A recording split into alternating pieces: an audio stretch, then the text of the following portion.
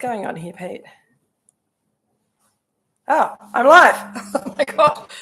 Far out. Hi, everyone. I'm like, come on. I was just about to panic because it was twirling and twirling, but now I'm live apparently. So hopefully you can all see me. Cody, hi.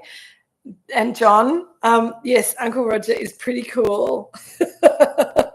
Cheryl's been making forest mix mushroom risotto in the pressure cooker.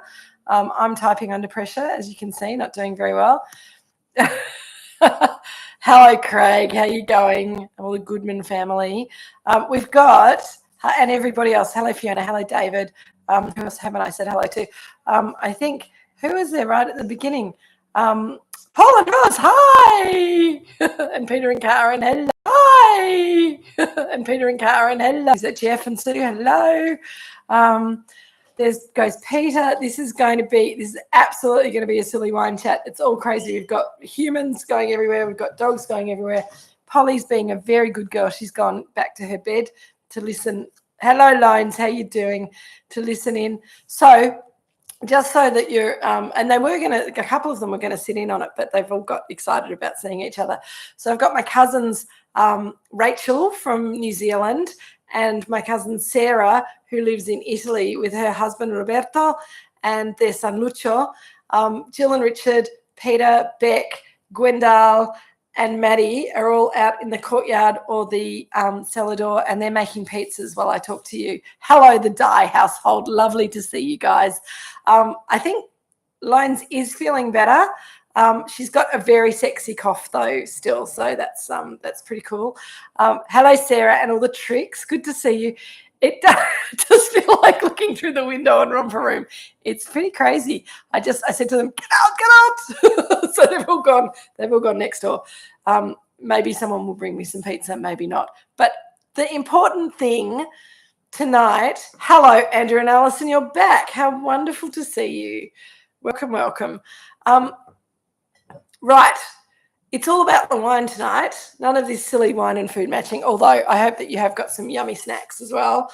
And it's not silly at all. It's good fun. But I've got to say, it's a lot easier getting ready to talk to you guys when I don't have to cook some ridiculous, slow-cooked curry or whatever it is I've decided to make you do. I've always been the Miss Helena of the wine world. Thank you, Craig. So this week we're drinking the 2017 Pinot Noir. A 2-bottle night, you reckon, Nareem? Well, here we go. Let's get that open and get some wine in the glass. Oh, man. It's been a big week as well. I'm having a day off tomorrow to hang out with the cousins, which will be really lovely. But it's just because you're only working 4 days of a 5-day week doesn't mean that you do any less work. You just got to jam it all into the 4 days, right? Fiona, you've gone your, porcini, fior di latte and prosciutto pizza. Yum, delicious. Oh, Kate, are we decanting? Yes, you should be. See, I thought I was so organised and I'm not.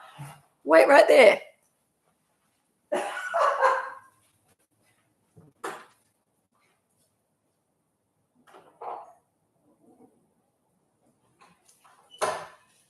Man. That was good television, wasn't it? Decanting. So I'm going to do the experiment. This is all planned, you see.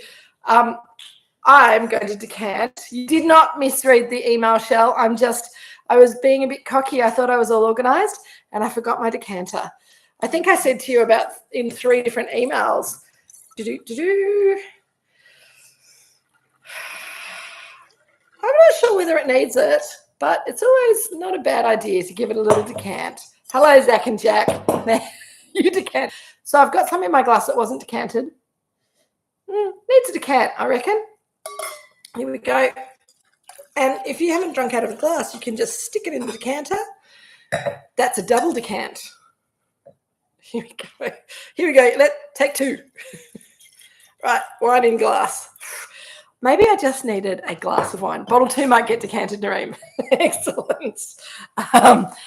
Okay, so Craig and Karen gave it 30 minutes and it's smooth as silk. Excellent. I like to watch Pinot Noir develop, but that's just me. I like to watch. Shell, you're right. The wine is going to be very forest mushroom friendly. It's going to be very friendly with a mushroomy pizza. I'm going to save some for later so that I can have some with my mushroomy pizza out in the courtyard with the fam. But first of all, I've got my Drinks with Kate top on. They all thought that was pretty funny as well. They're like, do you have to wear your uniform? I'm like, yes, absolutely. So much better with the quick decant. Don't need to decant it hours ahead of time. 30 minutes, maybe, good work. But it's already opening up beautifully. So 2017 now, damn. I meant to also, I've prepared so poorly for this tasting. I meant to have a quick look at the 17 vintage report again because I looked at it last week and I thought I'd remembered it, but I've got things falling out my ears all over the place. What's going on over there? What's going on over there? Oh, Richard's getting wood for the fire. It's all happening. Here he comes. Here comes Peter. What are you doing, Peter? Oh, spoons. Excellent. The umami of the prosciutto is lovely with the pizza, with the Pinot. Absolutely. I'm not surprised, Fiona. Joan's done mushroom pakora and a touch of spice. Absolutely, that would work. Shell, you've used vermouth instead of white wine. Completely vermouth, no white wine. Well, that's wild, but I do think that works very well. Hello, Emily and Kevin. You've missed the decant. Don't decant. Do decant and then put it straight into your glass. And the wine is opening up beautifully. So 2017 was quite a small vintage. It was quite a cool vintage. And we got very small berries, very concentrated flavors. When we first released it, it was pretty dense and dark and heavy and I remember our distributor sort of saying, oh, people love it. And then when we moved on to the 18, which was, if you remember, the 18 was really pretty and lifted and floral and red fruited. Ian's like, oh, it's a big change. I like it better, but not all of my customers are convinced. So 17 was very much a year that had a very distinctive style. And if you look at the colour, it's still got incredibly dense colour. It's going slightly garnet. There's a little bit of orange kind of brick coming through, which is really nice. Vintage Googles, lovely Vintage Googles, said low yield, later pick than 2016. Absolutely, David. Isn't that what I just said? Cool vintage, later pick, small vintage, little berries, lots of concentration. Mushroom and black garlic pasta, yum, Coddy, that sounds delicious. Alison is having manchego and duck and mushroom pappardelle to follow. Yum, delicious. Okay, Nareem, I'll answer that question in a minute. First of all, on the nose, I'm getting really beautiful violet and black rose aromatics. It's quite floral, but in a very dark profile. Also black cherries, which was very much a character of the 2017 vintage, and I'm really pleased to see it still existing here. Thanks, David. We're all over it, you and me. Black cherries, almost Morello cherries in there, almost sort of a liqueur cherry character there, which is really rather lovely. As it opens up, it seems to get more kirsch liqueur cherry kind of character. Lots of flavour, Alison, and beautiful blackcurrant colour. So Nareem's asking full bunch ferment, which I think you mean whole bunch ferment, same, but you know, but this wine is 100% destemmed. There's no stalks in here, but because the berries were small and because the skin was a little bit thicker as a result from these little berries, we got a lot of colour, a lot of tannin, and a lot of structure in the wine. So that's why it's so different from the 18 and the 19. There's also a beautiful spice note there, which I'm not quite getting what it is. It's much more definitely skin tannins, Nareem. Absolutely. I think it's more there's sort of a pomegranate note there. There's a Moroccan sort of spice. Cardamom, cinnamon kind of notes. There's not as much. Usually in a cooler year, you get a bit more soy a little bit of anise, Alison, and maybe even star anise coming through, which is that more sort of Chinese spice that I usually expect to see in a cool year, and it is starting to come up quite nicely.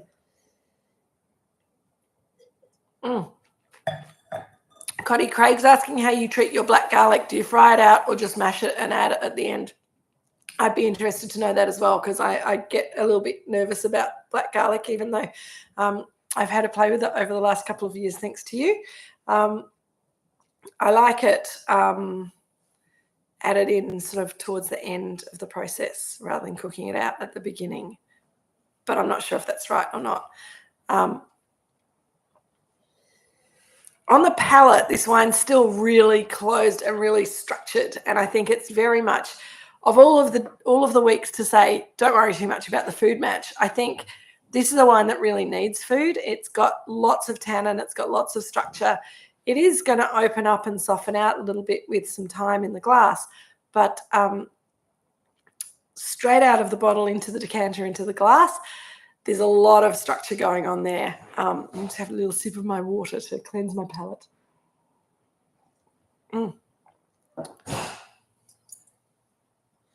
Everyone's gone quiet. You're just enjoying the wine. Kate's having capricciosa pizza, and it's magnificent, the wine. Excellent. Am I missing any other people's notes? Everyone was talking a lot all of a sudden, and then all of a sudden, Cotty, your wine's still a little cold, and it's been in the house all week. I know. I think it has been quite cold generally, and that's one of the nice things about bringing it into a heated house in winter. Then it should warm up a little bit. But if it's still a bit cold, just don't be afraid to use your hands on the bowl of the glass. If your hands are a bit cold, then put them under your arm first, because that warms them up. Or rub them together, as my yoga teacher says, create some heat. Put it on your face and then put it on your glass.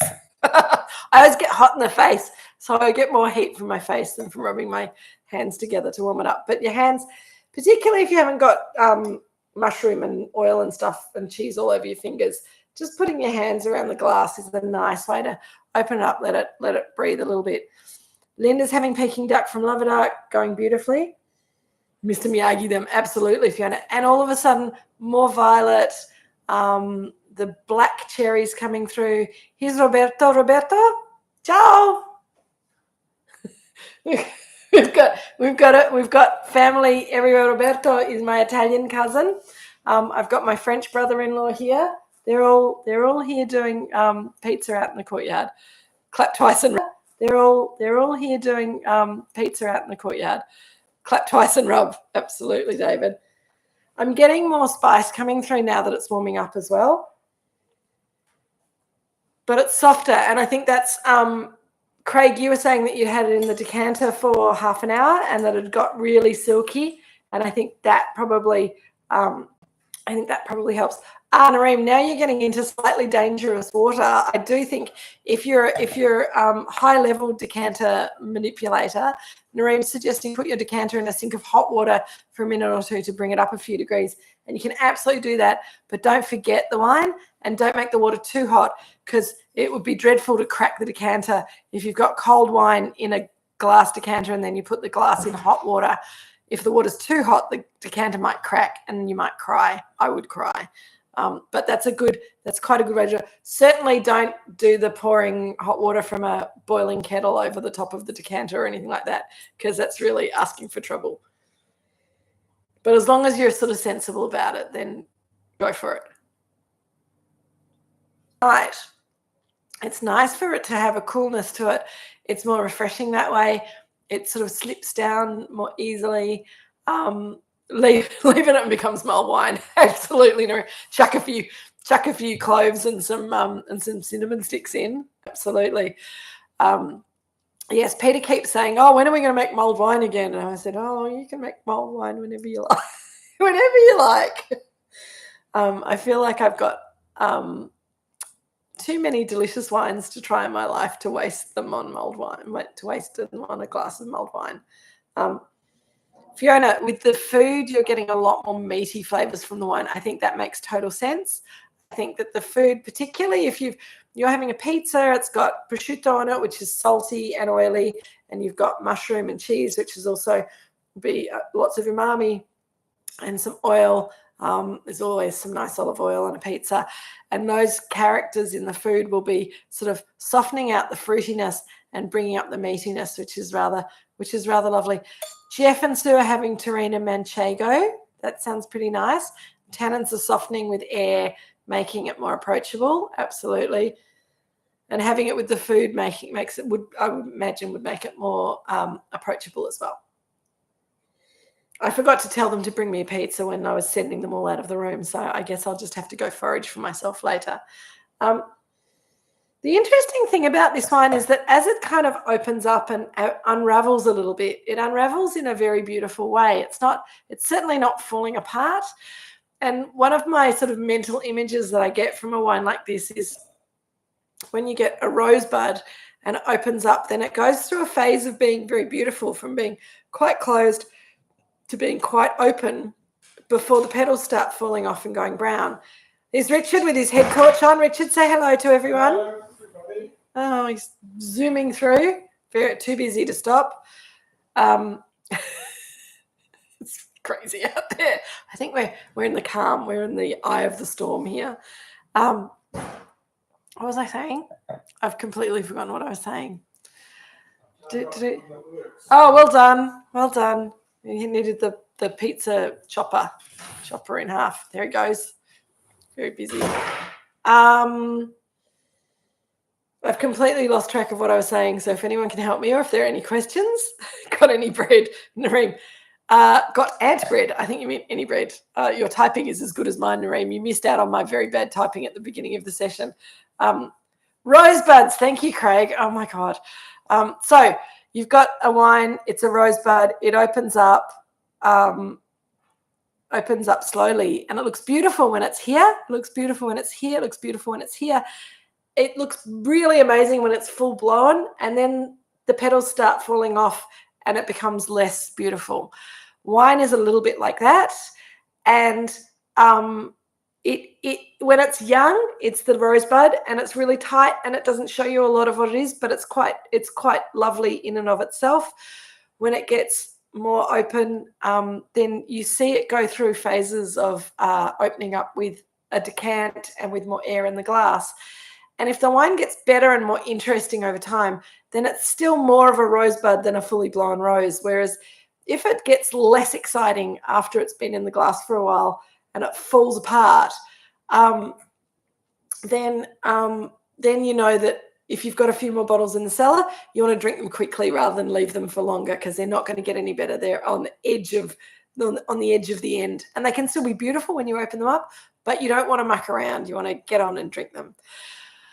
Fiona is now eating porchetta and radicchio pizza. That also sounds delicious. I do love a bit of radicchio. The bitterness in radicchio actually is quite interesting with Pinot Noir. Some people don't like it. I think it goes really well, a bit of radicchio, particularly if you've got some porchetta and some oil and some salts and things like that. Peter and Karen are asking, do I have a special family occasion to have so many international family members here? It is partly the attraction of Melbourne in winter. No, it's so my cousin Sarah, who's the younger of the two sisters, moved to Italy and fell in love and married Roberto, and they live in Italy together, just outside of Rome on a little farm. Last time I visited them, they lived in a little apartment in Rome, so I'm very looking forward to going and seeing them again on their little farm. Maybe on one of our trips to Italy, we'll be able to go and visit them, descend on them en masse.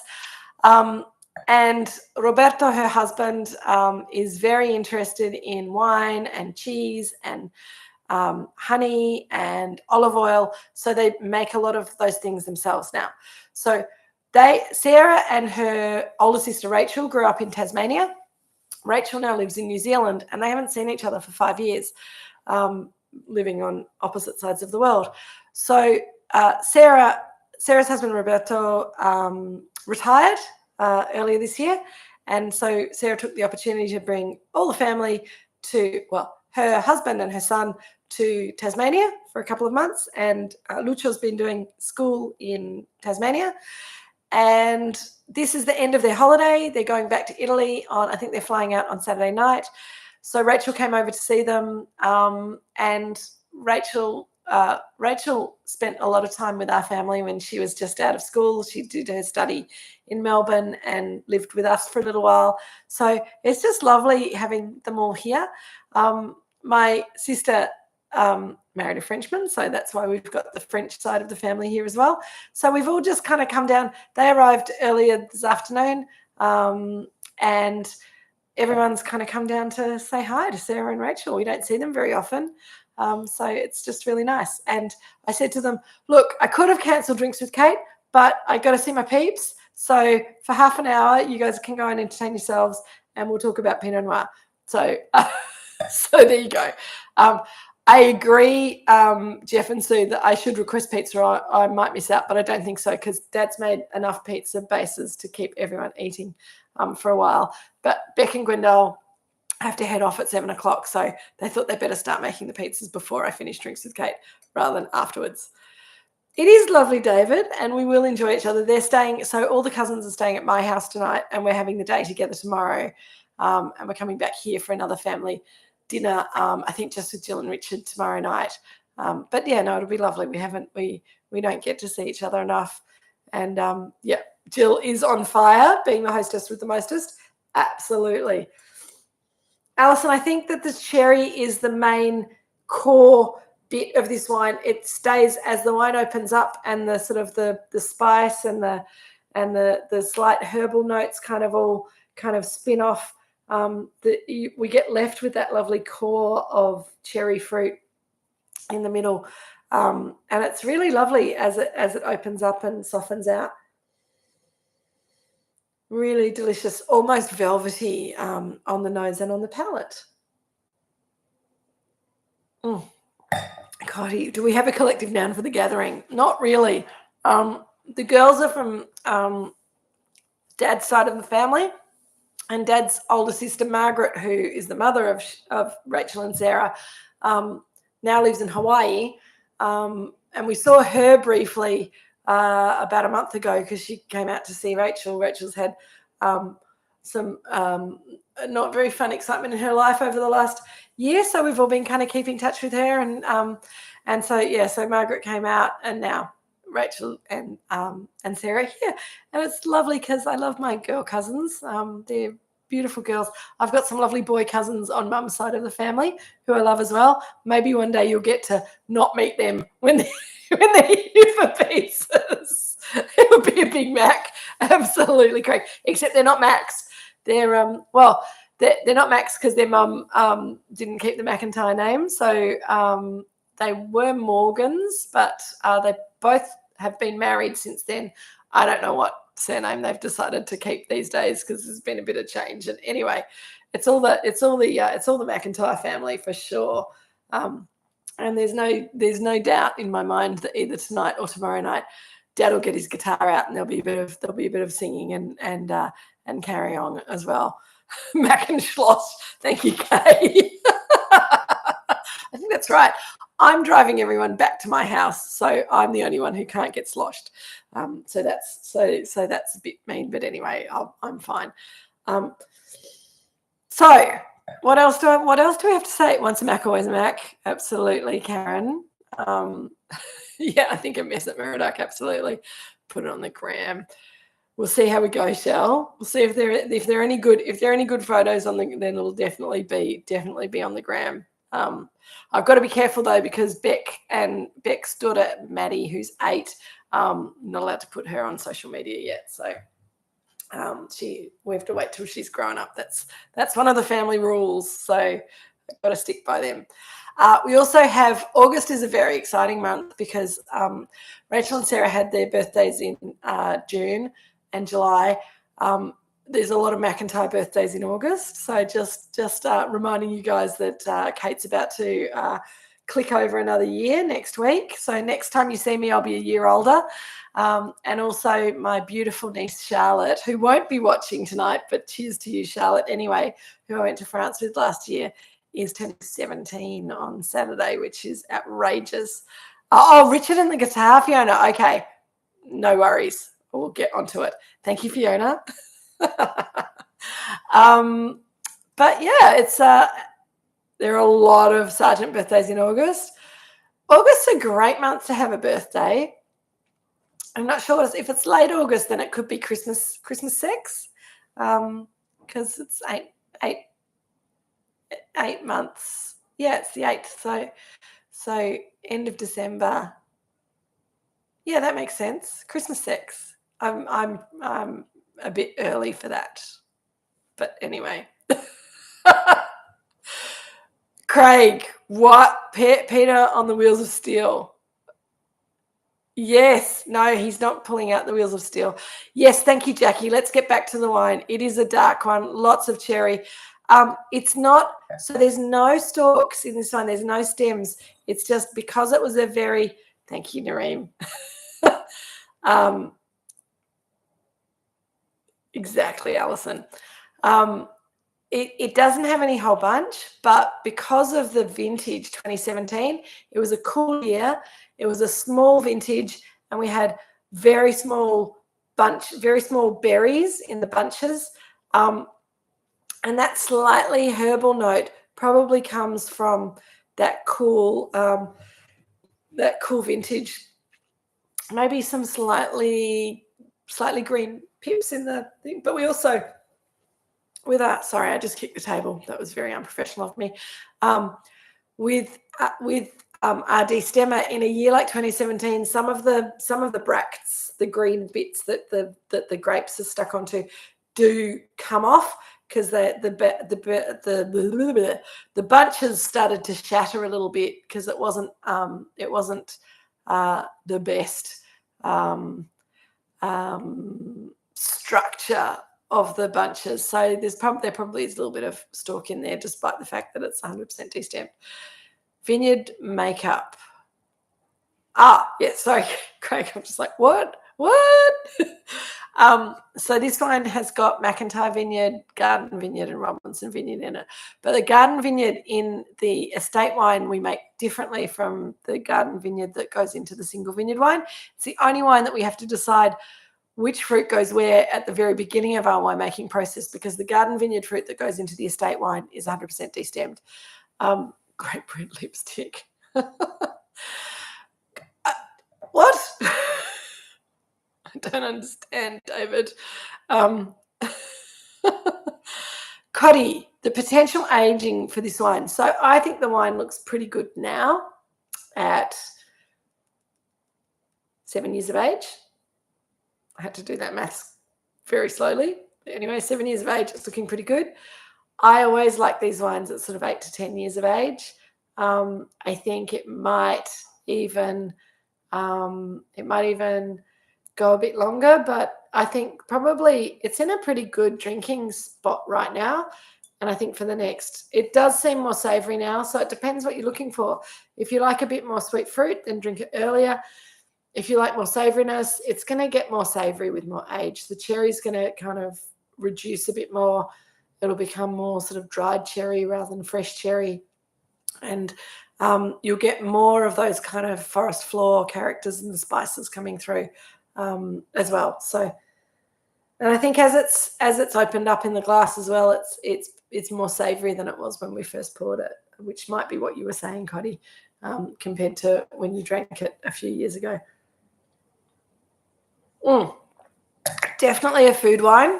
I agree, Alison. I think I'd love a bit of cheese right now. Can you just pass some through?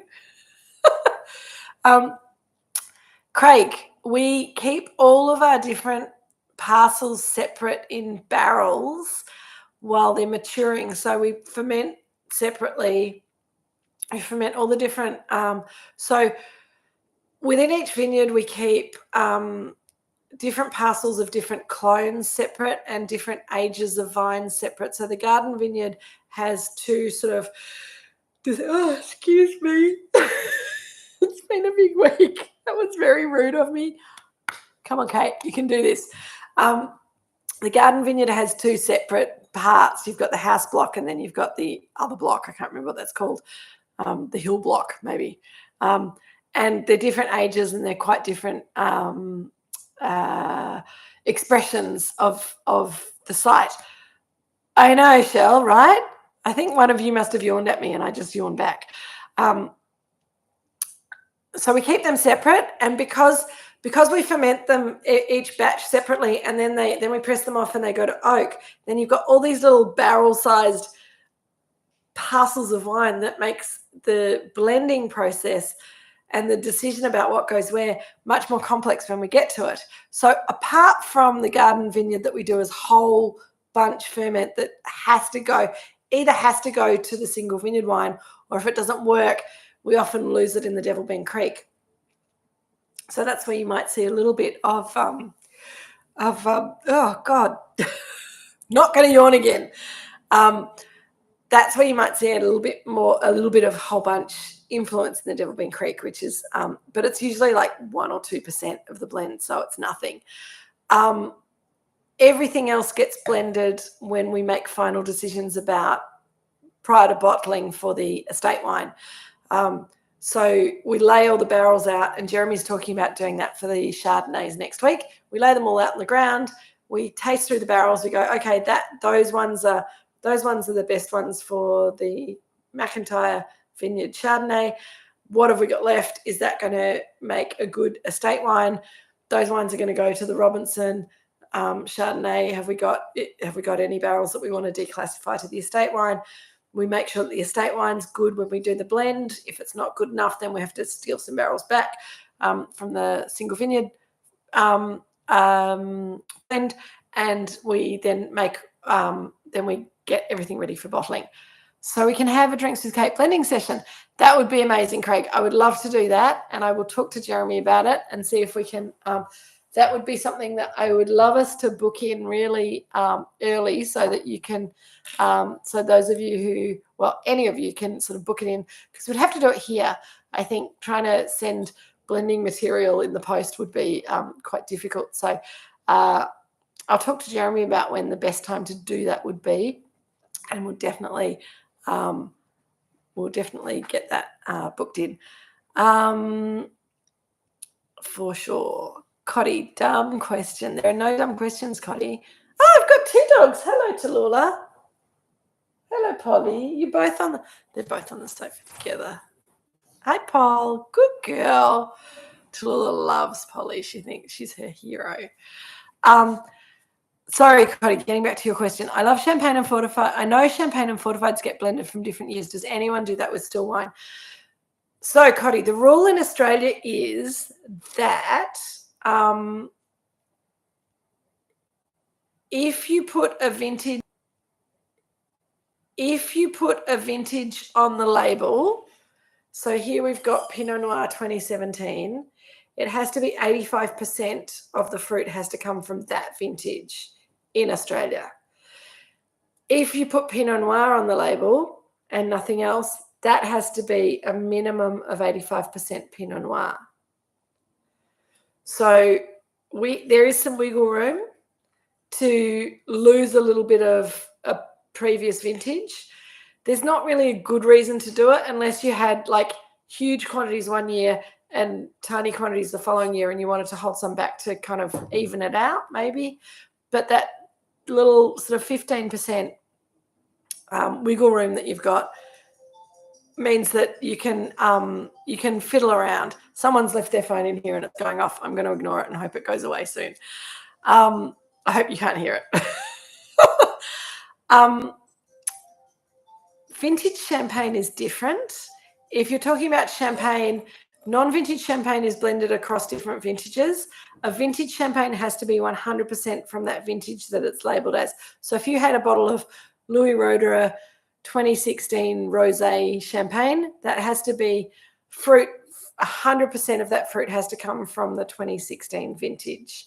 So that's a different rule for champagne compared to Australian wine. If it's Devil Bend Creek, does it have to have a percentage of Devil's Bend Creek? So, Craig, I think you're being a smart ass, but I'm going to answer your question sensibly. The Devil Bend Creek wine brand is named after Devilbend Creek, which is at the bottom of our hill. It doesn't contain any water from Devilbend Creek in it. So, no, it doesn't have to have a percentage of Devilbend Creek in the wine, Craig. Smutty pants. A blending session would be great, Peter and Karen. We did a dosage adding class for sparkling Burgundy with Ed Carr. It would be very interesting.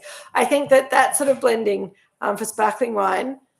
Hi, Maddie. Do you want to come and say hello to people? This is Madeline. This is my niece. Hi. Hi. Thank you. Someone's phone went off in here and it's stopped now, but does your mum's phone go? No.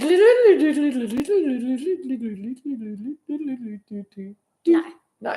Oh, it wasn't hers then. Okay. How are the pizzas? They're really good. They're really good. Okay. Well, we better get. Everyone's saying hi to you.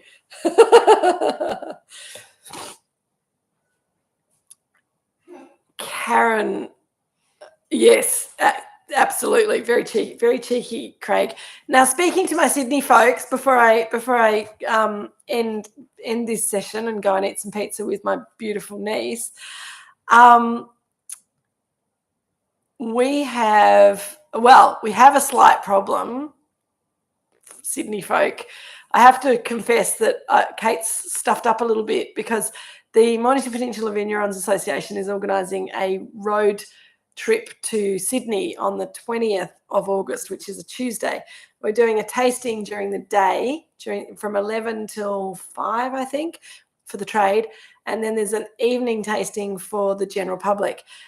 But I think they've done their job too well because they sold out of all the tickets before I got around to telling you about it for the evening class. So if a few of you are keen to come, I can try and get a couple of tickets for the evening session, but I can also, if you want to come, if Craig, it's at Shell House, which is just, I think, around the corner from where you work. If you were able to slip out of work for an hour in the afternoon, you could be a Moorooduc helper or a very important wine club member to come in during the trade. So if you're in Sydney and you haven't got a ticket for the 20th of August for our Mornington Peninsula Road show, I'm truly sorry. I will see if I can get hold of some, but please email me at kate@moorooducestate.com.au. I obviously can't sneak too many people into the trade tasting during the day, but if you can get out of work for a couple of hours on a Tuesday afternoon, I can probably sign you up as trade. So let me know. Also, better than that, you could develop sudden gastro, Craig. No, what?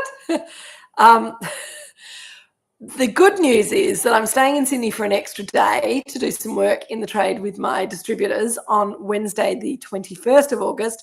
And as I sent in the email, for those of you who don't read the emails that I send out, as I send in the email, I'm putting together a table at the Apollo in Potts Point on, to get out of work, of course. Aha, yes.